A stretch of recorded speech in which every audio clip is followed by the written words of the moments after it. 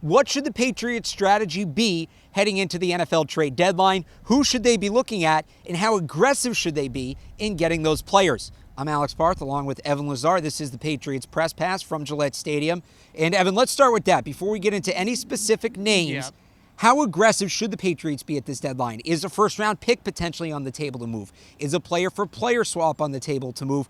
Just how hard should the Patriots push to make a deal by the deadline? Well, look, the Patriots can win with the current formula, right? Yep. You play field position, you lean on the defense. You're 6-0 doing that, right? I realize they haven't played a murderer's row. Right, the games do get harder. But they are 6-0 doing that, and I am fully confident that they could probably win the Super Bowl with the team as it is right now. But how many style points do you want? How easy do you want to make it on yourselves? I think that that's going to be the difference in the trade deadline. Is right now, if this was college football, right? The Patriots need style points, right? They would not be getting very many style points on offense right now. So how they needed to be easier on the offensive side of the ball, I think.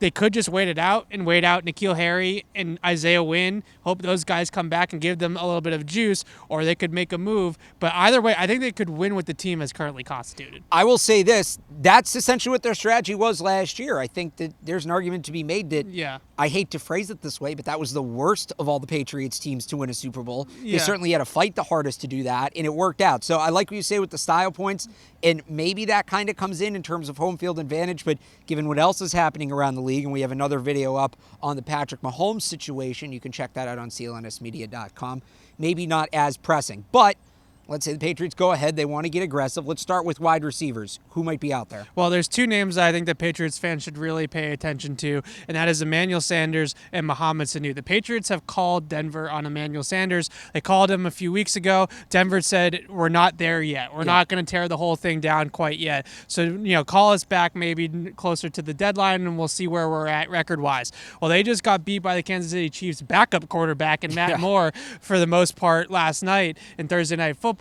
That Denver team is kind of starting to fall off the rails a little bit. I wouldn't be surprised at all if Bill Belichick picks up the phone again. In the offseason, Mohamed Sanu was almost a Patriot. The Patriots had a deal in place for Mohamed Sanu. Atlanta backed out at the last second, so Mohamed Sanu is not here because of that. Now, I don't know if their thought process on Sanu has changed now that they're into the season. They've drafted N'Keal Harry. They have Josh Gordon back. Maybe the thought process is a little bit changed on that one, but they wanted Mohamed Sanu at one point in time. The last name I want to throw out there that people should just under the radar guy, Alex Erickson on Cincinnati. He's a slot receiver, reminds me a ton of Adam Humphries. He's on the last years of his contract in Cincinnati, and is a player that a lot of teams are calling on right now, just trying to see, feel out the waters and see if the Bengals are shopping him, because he's a player that is a perfect example of maybe a bigger role, maybe a better scheme fit could lead to better production for him. And this edition of Patriots Press Pass is powered by Keeps.com. If you want to take the first steps against hair loss, visit Keeps.com/garden to get your first month of treatment free. Again, that's Keeps, KEEPS.com/garden. All right, Evan, maybe it's not a wide receiver. As I said yesterday, I think tight end is the position the Patriots need to attack. Where can we look there? Is O.J. Howard still realistic? Yeah, I think O.J. Howard would be the one that I would want the most, but I do think you're going to have to give up the most to get a player like that. Austin Hooper is another interesting name in Atlanta. They might be able to pry him out of Atlanta now that season for the Falcons has kind of gone off the rails as well. But I think that O.J. Howard is really the player that I would try to target, because he's a solution both the here and in the future for the next couple of years. That really gives you a versatile tight end that can block and catch the ball and really do some things. And I know you like O.J. Howard a little bit. Yeah, no, I do. Not a huge fan of O.J. Howard, though. No, I mean, he's a good player. I think that he was a little misinterpreted. I didn't think he was very accurately scouted, at least by the media, the way people talked about him coming into college. But no, he's a good NFL player, and he can block and catch. There's so many specialized tight ends now, blocking tight ends, receiving tight ends. He can do both, which is great in New England. Versatility, always good here. There's one more name. I don't want to throw this out, but I want to ask you about it. Sure. Because the Patriots have a tendency, of taking guys whose careers are over and revamping them. We've seen it a couple times this year. I have no idea where you're going namely with Jamie this, Collins. so I'm excited. Well, let me ask you this. What once great tight end's career has been more or less claimed as over in recent weeks. We're going with Jimmy Graham, right? Jimmy Graham. Oh, no. He's clearly doing nothing for the Packers. Yeah, I well, know he's they're doing still in nothing contention. because he's washed. That's why he's But how doing many guys nothing. have come here and been washed and then produced? I'm not There's necessarily just- saying they should pursue it. I'm not saying it's realistic. Yeah. I just have to ask you about Okay, it. well, there's a few plays I think that stand out for me from the last game for the Packers with Jimmy Graham.